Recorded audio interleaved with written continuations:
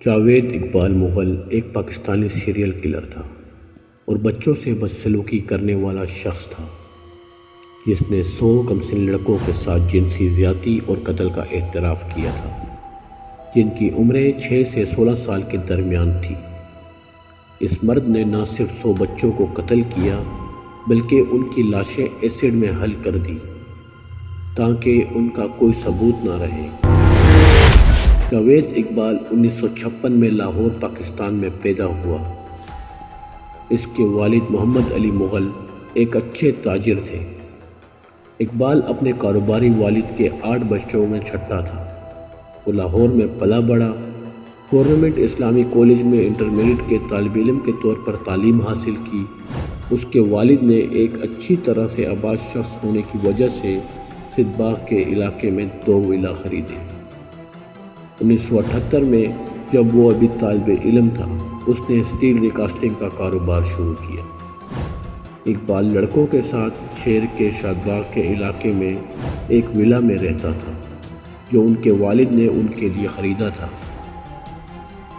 اقبال کے قتل کی ہولناکی دسمبر 1999 میں اس وقت سامنے آئی جب اقبال نے پولیس اور لاہور کے ایک اخبار کے چیف نیوز ایڈیٹر خاور نعیم ہاشمی کو ایک خط بھیجا جس میں دعویٰ کیا گیا تھا کہ وہ لاہور میں راوی روڈ کے قریب ایک کچی بستی میں اپنے گھر میں مہینوں سے بھاگتے ہوئے بچوں کو قتل کر رہا ہے جن کی عمریں 6 سے 16 سال کے درمیان تھی۔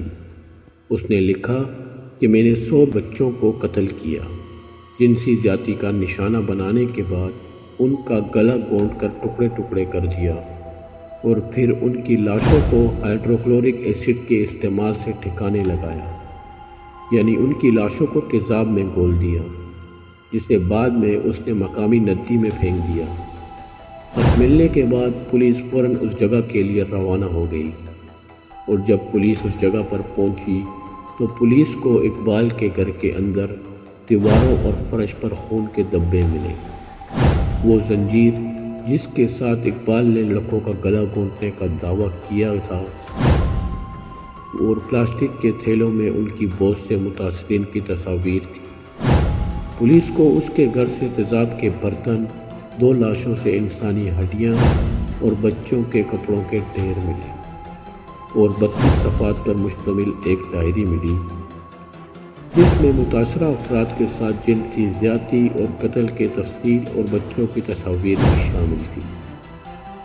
اس کے گھر سے برآمد ہونے والے بچوں کے کپڑوں کے ڈھیر پر روتے ہوئے والدین کی تصاویر اور ٹیلی ویژن فوٹیج نے پاکستانی معاشرے کو دنگ کر دیا۔ متاثرین میں سے کچھ 6 ماہ سے زائد عرصے سے لاپتہ تھے اور ان کے والدین نے پولیس کو ان کی گمشدگی کی اطلاع دے رکھی تھی۔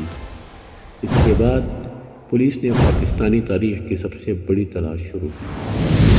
اقبال کے 3 بیڈ روم والے فلیٹ میں شریک 4 ساتھیوں 9 عمر لڑکوں کو صحابہ میں گرفتار کر لیا گیا۔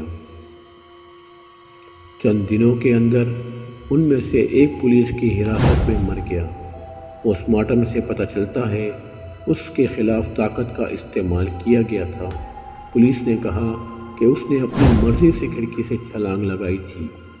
1 ماہ بعد جاوید نے 30 دسمبر 1999 کو روزنامہ جنگ کے دفتر میں خود کو داخل کیا۔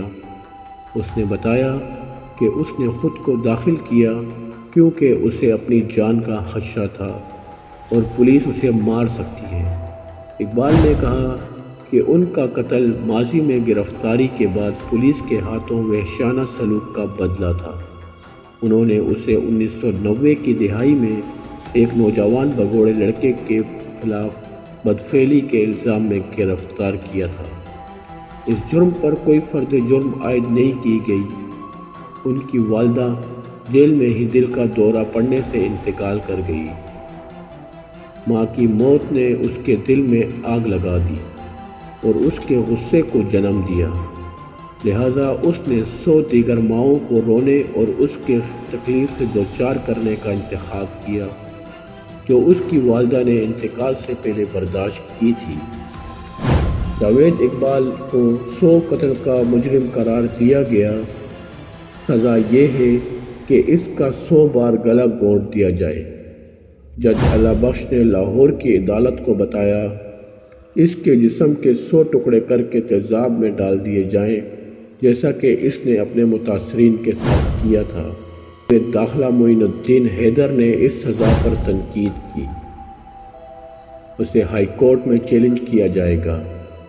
اس طرح کی سزاؤں کی اجازت نہیں ہے۔ انہوں نے کہا، اقبال کے وکیل نے کہا کہ وہ اپیل کریں گے۔ 9 اکتوبر 2001 کو اقبال اور ایک ساتھی ساجد احمد کوٹ لکھپت جیل میں اپنے اپنے سیلوں میں مردہ پائے گئے۔ اقبال کی لاش لاوارث ہو گئی۔